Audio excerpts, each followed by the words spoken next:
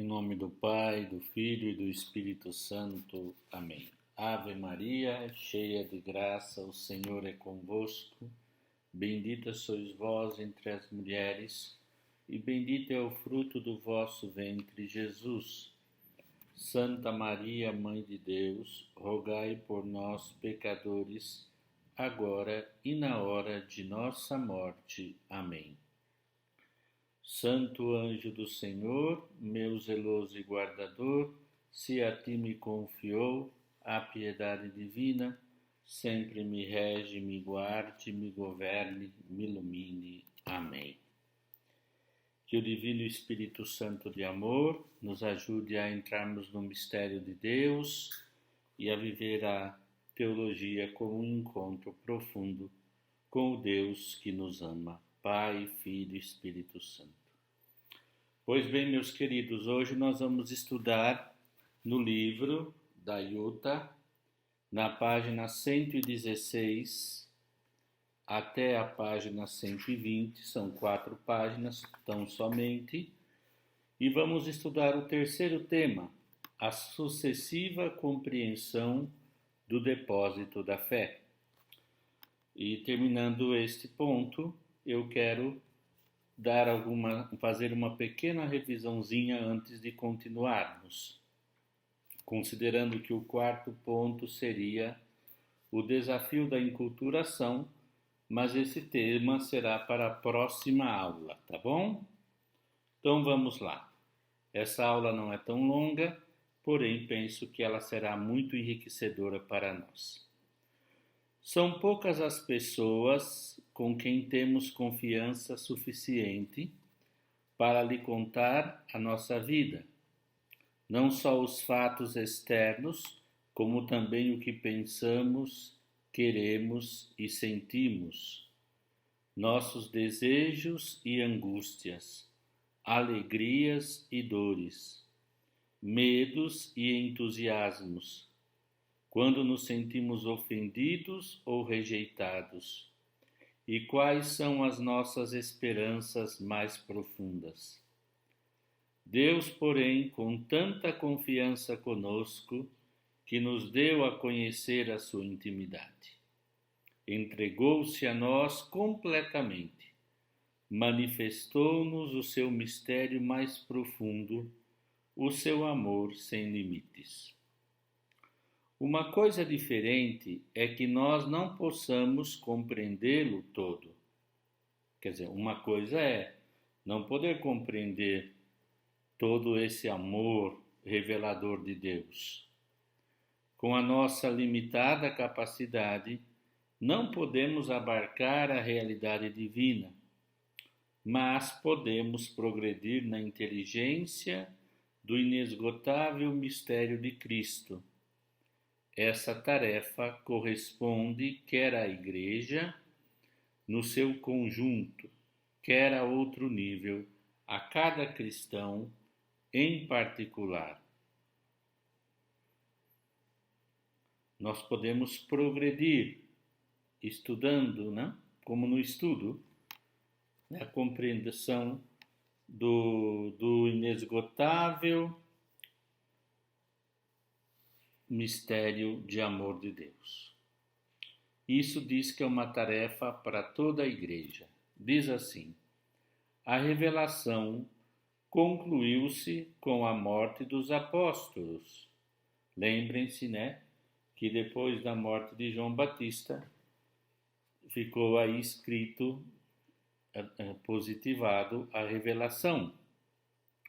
O depósito da fé, porém, é uma realidade viva, tanto por aquilo que contém, que é a palavra viva e eficaz de Deus, como pelo lugar onde se encontra a Igreja, que vive da verdade de Deus e dá a conhecer.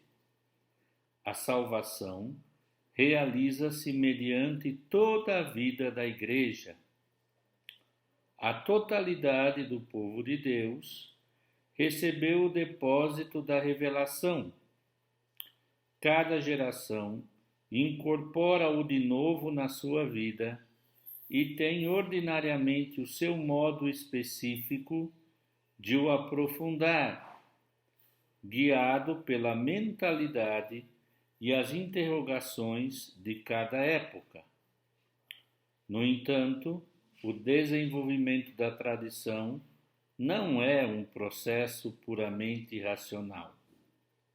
Pertence ao âmbito sobrenatural e tem no Espírito Santo o seu princípio ativo. Isso, eu acho que vale a pena repetir essa frase, só essa. Cada geração incorpora-o de novo na sua vida e tem ordinariamente o seu modo específico de o aprofundar, guiado pela mentalidade e as interrogações de cada época.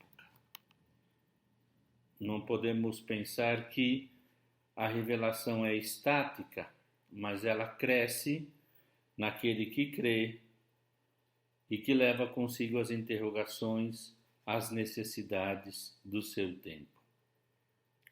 Quando uma geração entrega a revelação à outra, estou na página 117, no último parágrafo, aqui a palavra entrega, vocês podem perceber que é a palavra tradere em latim, que dá origem à palavra tradição. Portanto, quando uma geração entrega a revelação a outra, não se trata, portanto, da simples repetição de um conjunto de verdades, mas de algo que se pode ver agora com mais clareza. Neste sentido, a tradição avança como um tesouro que se pode apreciar cada vez mais e de perspectivas novas. Os primeiros cristãos, por exemplo, confessavam que Deus é um, ao mesmo tempo que é três, o que dava origem a não pouca confusão e muitos erros. Depois do Concílio de Nicéia, podia-se esclarecer que uma é a essência e três são as pessoas. Eu estou dando aula da Trindade e estamos exatamente nisso. Passamos pelo Concílio de Nicéia, Concílio de Constantinopla 381, para explicar como os padres vão, em meio às dificuldades, erros, às heresias, procurando explicar, baseado em conceitos metafísicos de essência, de pessoa, de substância, um só Deus em três pessoas. Então aqui vamos continuando ler. O povo cristão vive habitualmente a sua fé de modo espontâneo e exprime-a de maneira simples e concreta. Com o termo sentido da fé, sensus fidei, designa-se não só a capacidade de uma pessoa crer o que é apresentado pela Igreja, como a verdade da fé, como também a facilidade de discernir, como que por instinto, aquelas realidades que concordam com a fé e aquelas que não concordam. É, portanto, um testemunho importante da crença da Igreja. Nesse sentido, antes de continuar, eu queria usar o Catecismo da Igreja Católica. Depois eu vou deixar um trabalhozinho para vocês de uma página. Fiquem tranquilas, sobre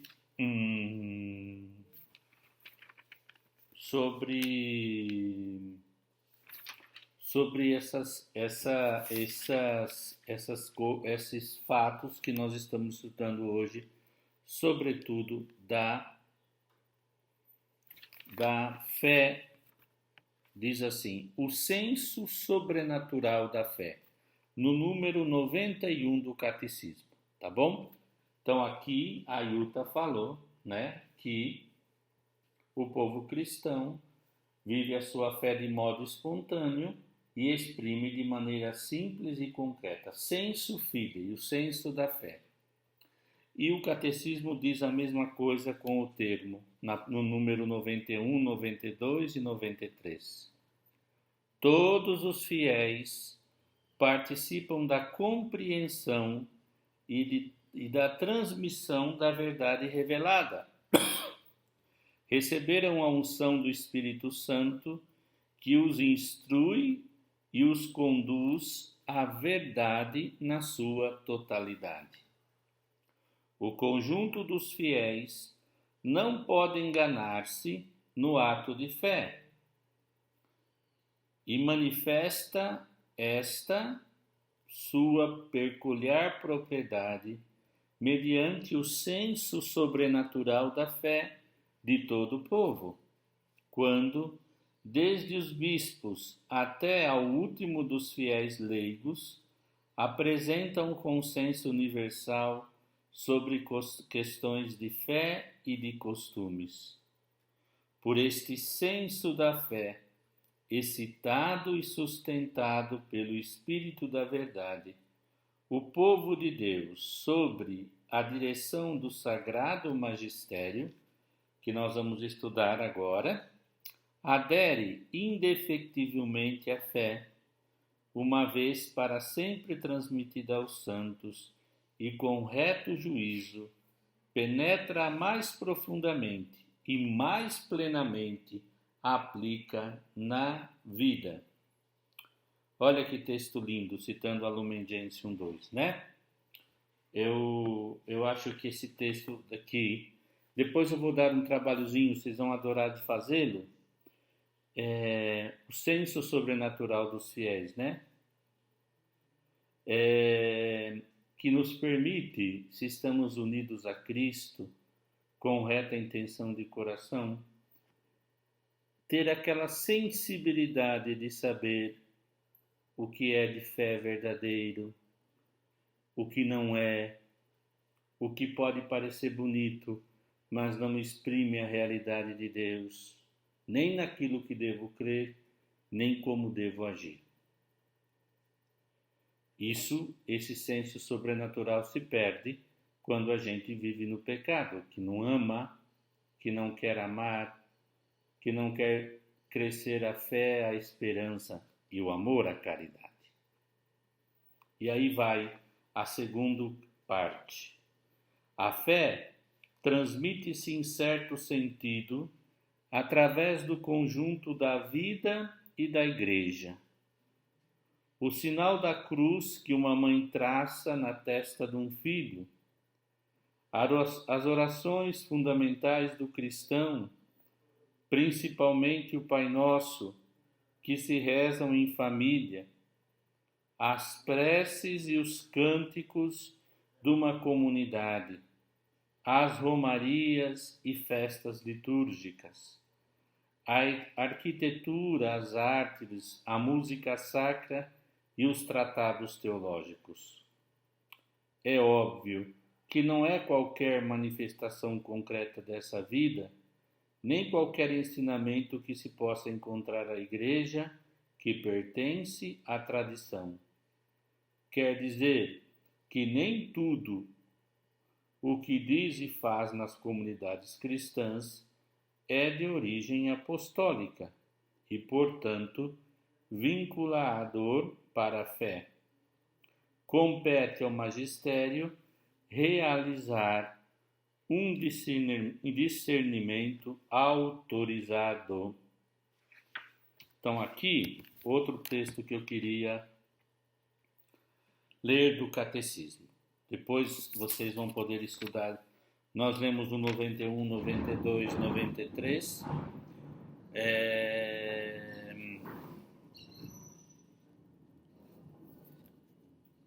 Mas temos aqui no número 83 do Catecismo, que fala, nós já estudamos a tradição apostólica, na aula passada. Tradição apostólica e tradições eclesiais.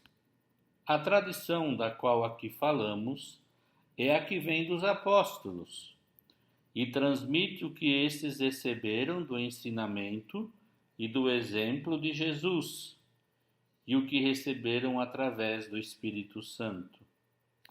Com efeito, a primeira geração dos cristãos ainda não dispunha de um Novo Testamento escrito, e o próprio Novo Testamento atesta o processo da tradição viva.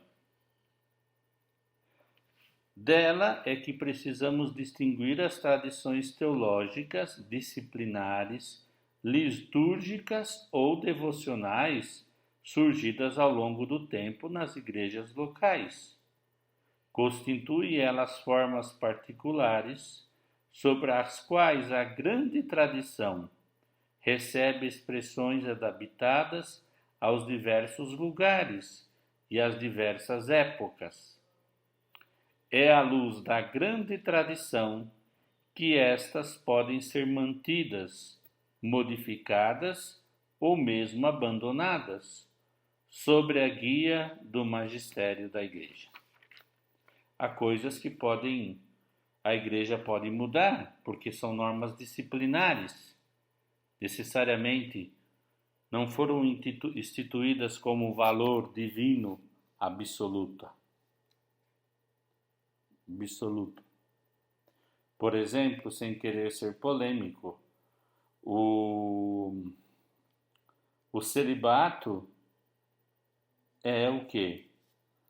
É apreciado, valorizado, mas é uma norma disciplinar da Igreja. E se, num processo histórico de avalio, a Igreja pode suprimi-lo, pode conceder que seja opcional, mas já a Igreja não pode mexer na indissolubilidade do matrimônio, quando este foi celebrado de modo válido e não carece de nenhum impedimento e etc, etc e tal, que aqui não quero me alongar. Certo? E outras coisas menos importantes que aqui não podemos alongar.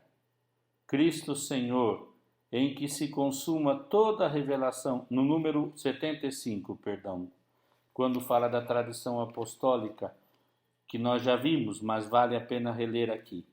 Cristo Senhor, em quem se consuma toda a revelação do sumo Deus, ordenou aos apóstolos que o Evangelho, prometido antes pelos profetas, completado por eles e por sua própria boca promulgado, fosse por ele pregado a todos os homens, como fonte de toda a verdade salvífica e de toda a disciplina de costumes, comunicando-lhes dons divinos.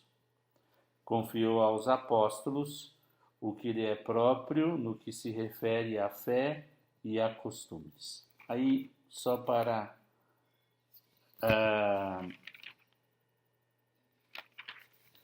um pouco de síntese.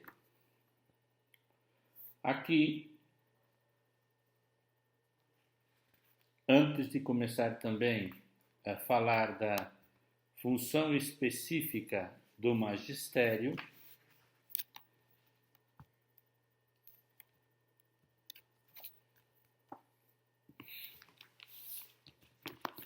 eu queria estudar uma coisa aqui que diz: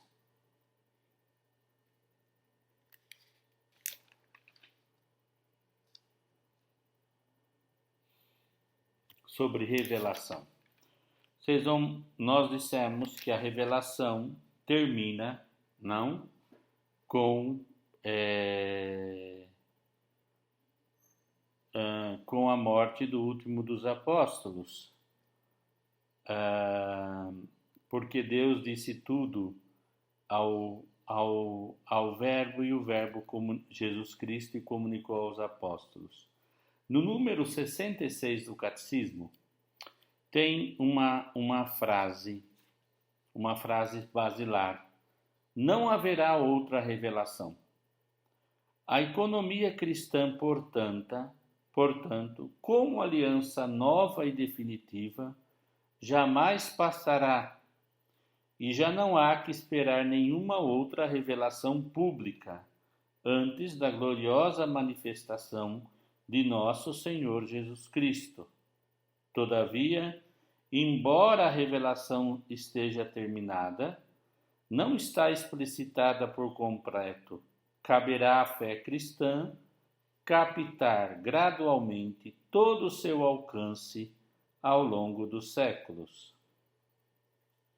Então vamos aqui ver o número 67. O número 67 vai nos explicar isto. Não haverá outra revelação. Mas diz assim: no decurso dos séculos, houve revelações denominadas privadas, e algumas delas têm sido reconhecidas pela autoridade da Igreja. Por exemplo, as revelações do Sagrado Coração de Jesus a Santa Margarida Maria Alacoque e a sua devoção, a devoção à misericórdia divina, não é? Santa Faustina e etc, etc. Elas não pertencem, contudo, ao depósito da fé. A função delas não é melhor ou completar a revelação definitiva de Cristo, mas ajuda a viver dela com mais plenitude em uma determinada época da história.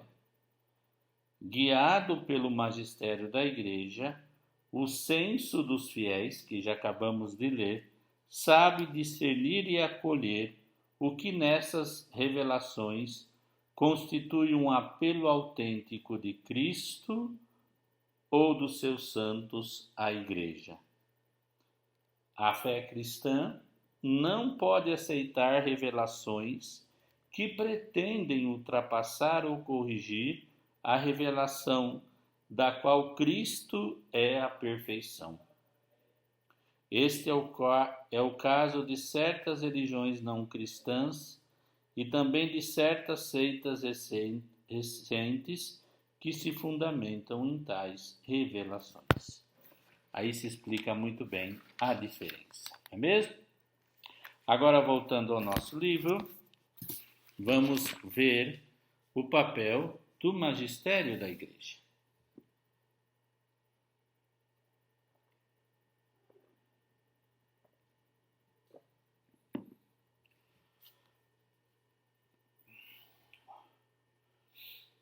Diz assim a Yuta: a revelação que é a palavra encontro entre Deus e o homem não é uma autocomunicação a cada pessoa singular que se recebe na pura interioridade da própria fé. Deus fala a cada homem mediante a Igreja. Naturalmente, pode falar também diretamente ao coração do homem. Mas em caso de dúvida que fala, ou se estamos a ouvir a voz, mas em caso de dúvida ou de confusão, quem é que nos diz se realmente Deus que fala, ou se estamos a ouvir a voz do nosso egoísmo ou orgulho? O acreditar do povo de Deus se realiza em todos os tempos sob a guia do magistério, para que o Evangelho se conservasse sempre vivo e inteiro na Igreja, e se evitasse aberrações graves, os apóstolos transmitiram a sua missão de pregar com autoridade a outros homens escolhidos. Nomearam como sucessores os bispos. Eles são constituídos, mediante a ordem episcopal, em sujeitos do magistério, participam da própria autoridade de Cristo, se realizarem a função magisterial em comunhão com o sucessor de Pedro, o romano pontífice, o Papa. Assim, podem discernir os espíritos e indicar em cada momento histórico o caminho para Deus. A fidelidade à fé apostólica é uma condição essencial para que todos os tempos seja a mesma Igreja de Cristo. Esta fidelidade, com a ajuda do Espírito Santo, é garantida pelo magistério, como instância que tem o ofício. Qual o ofício dos bispos em comunhão com o Papa? Interpretar autenticamente a palavra de Deus, seja a tradição oral, seja a tradição escrita. Apesar de todos os cristãos terem a missão de transmitir o Evangelho, a autenticidade é uma característica fundamental e exclusiva do magistério, que ensina com a mesma autoridade de Cristo. É necessário habituar-se a reconhecer o próprio Cristo na Igreja. Com efeito, é Cristo quem vive na sua Igreja, que ensina por meio dela, quem governa e comunica a santidade. Bom, vamos continuar aqui, né? O magistério da Igreja. Vamos ler agora com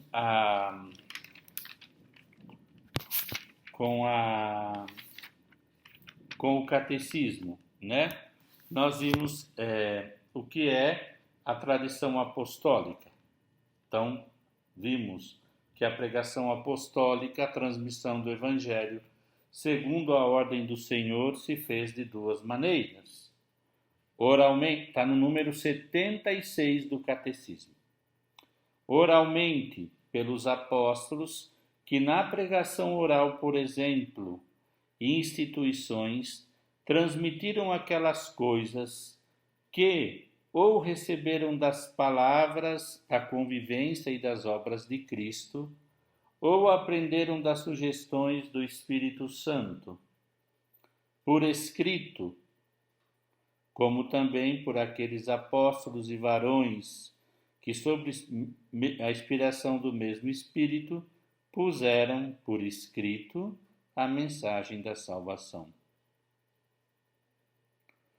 Então, transmitiram oralmente e depois foi positivado, foi escrito. Então, resumindo, o magistério da Igreja?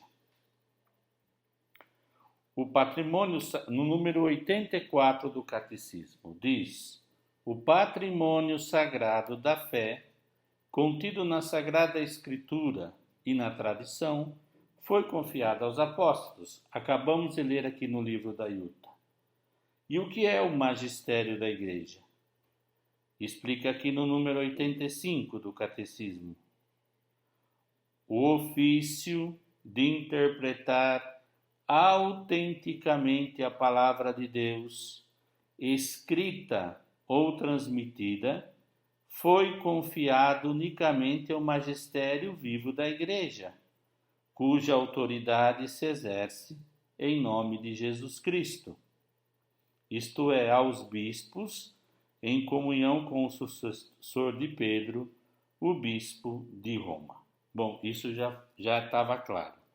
Número 86. Tal magistério não está acima da palavra de Deus, mas a serviço dela, não ensinando senão o que foi transmitido, no sentido de que, por mandato divino, como assistência do Espírito Santo, piamente, ou seja, com piedade, obediência, ausculta aquela palavra, santamente aguarda e fielmente expõe, e desse único depósito da fé tira o que nos propõe para ser criado como divinamente revelado. É muito bonito isso, o magistério não está acima da palavra. Eu lembro, vocês veem que o bispo usa na cabeça um solidel, né? Solidel, que significa só Deus. Quer dizer assim, que o bispo põe para lembrar que acima da cabeça dele está Deus. Deus é maior do que o que ele pensa. Por isso ele tem que ensinar segundo Deus e cuidar do rebanho segundo Deus. E os fiéis, diz o número 87, lembrando-se da palavra de Cristo e seus apóstolos. Quem vos ouve, a mim ouve. Recebem com docilidade os ensinamentos e as diretrizes dos seus pastores. Que seus pastores lhes são dons sobre diferentes formas. Recebem com docilidade os ensinamentos e as diretrizes que seus pastores lhes dão sobre diferentes formas. Muito bem, então aqui está reexplicado o magistério da Igreja. E no número 88 diz: o magistério da Igreja empenha-se plenamente a autoridade que recebeu de Cristo quando define dogmas, isto é, quando utilizando uma forma que obriga o povo cristão a uma adesão irrevogável de fé, propõe verdades contidas na revelação divina, ou verdades que com estas têm uma conexão necessária. Por exemplo, o dogma da Imaculada Conceição de Maria. Utiliza uma forma que explica aquela verdade e nos obriga em consciência a aderir a essa verdade. E diz: há uma conexão orgânica entre a nossa vida espiritual e os dogmas, porque os dogmas são luzes no caminho da nossa fé que o iluminam e tornam seguro. Inversamente, se a nossa vida for reta, nossa inteligência e nosso coração, eu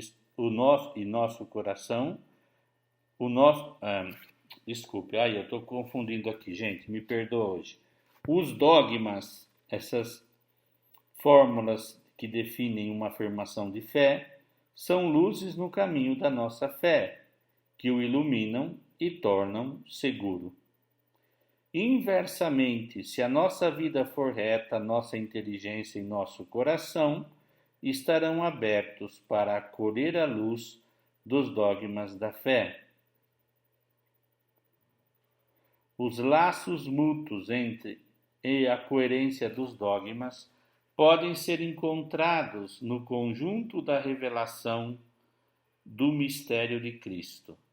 Existe uma ordem ou hierarquia das verdades da doutrina católica, já que o nexo dela com o fundamento da fé cristã é diferente. Vamos falar um pouquinho sobre isso? Vamos tentar falar. Primeira coisa, há verdades que são mais importantes que outras.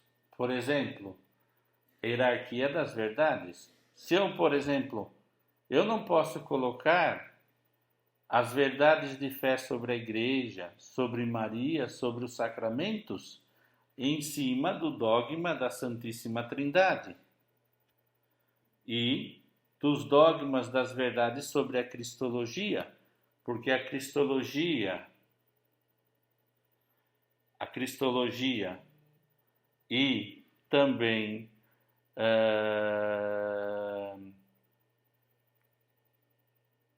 a Cristologia e a Trindade, tendo como ponto de partida a verdade revelada, Sagrada Escritura, tradição guardada pelo magistério, fundamentam o que é a igreja, o que é o homem, os sacramentos, o tratado da escatologia, todos. Ok? Então, nesse ponto, nós temos aqui uma profunda relação. Agora, para terminar,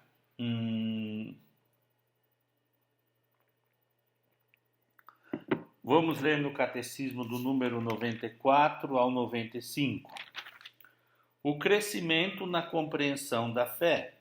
Diz assim: graças à assistência do Espírito Santo, a compreensão tanto das realidades quanto das palavras do depósito da fé pode crescer na vida da igreja.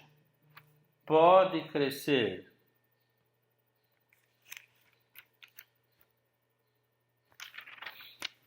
Pela contemplação e estudo dos que creem, os quais a meditam em seu coração, em especial a pesquisa teológica, que aprofunda o conhecimento da verdade revelada.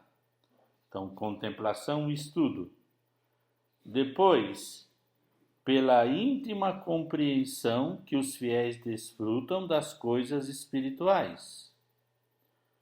As palavras divinas crescem com o leitor. Número 84, ele cita aqui o tema do São Gregório Magno. Ou seja, aquilo que Deus revelou cresce com o leitor pelo senso comum dos fiéis. Pela pregação daqueles que, com a sucessão episcopal, os bispos, que são sucessores dos apóstolos, receberam o carisma seguro da verdade. Fica, portanto, claro que, segundo o sapientíssimo plano divino, a Sagrada Escritura, a Sagrada Tradição, a Sagrada Escritura e o magistério da Igreja estão de tal modo entrelaçados e unidos que um não tem consistência sem os outros, e que juntos, cada qual ao seu modo, sobre a ação do mesmo Espírito Santo, contribuem eficazmente para a salvação das almas. Muito bem. Nós terminamos então essa primeira parte da transmissão da revelação divina, que nós vimos no livro de Yuta, a tradição apostólica, a relação entre a tradição e a Sagrada Escritura e a interpretação desse depósito, o magistério da Igreja. Falamos muitas coisas sobre isso. Gente, eu não quis falar sobre a enculturação, vou fazer uma aula menor, porque eu quero que vocês aprofundem isso. Por isso que vocês vão ver que eu vou explicar, eu quero que vocês, vai ser um trabalho, vão construir aí uma redação. Uma redação. Uma redação não é resumo, não é, fazer um fichamento do texto, citar o que foi dito, não. A redação consiste em você colocar ali o que diz o texto com as suas palavras. Não o que você pensa, o que o texto diz, mas com as suas palavras. Isso demora um pouco, por isso que eu fiz essa aula menor, para compor o outro tempo de aula nessa pesquisa vossa, baseada no catecismo. Porque é muito importante. E depois vocês vão me entregar, vou explicar bem como vai ser, eu mando por escrito como sempre, mas para a gente fixar essas coisas para compreender melhor, tá bom? Assim a gente não se alonga muito hoje, porque eu já resumi, e eu diminuí o que eu queria falar hoje, para vocês intensificarem. E trouxe o catecismo, que explica, aquilo que a Yuta explica, está aqui falado de uma forma condensada, mas ao mesmo tempo explicativa, para que os dois textos colaborem na nossa compreensão, tá bom? Então fiquem bem, fiquem em paz, coragem. Deus os abençoe e Nossa Senhora cuide de vocês. Amém.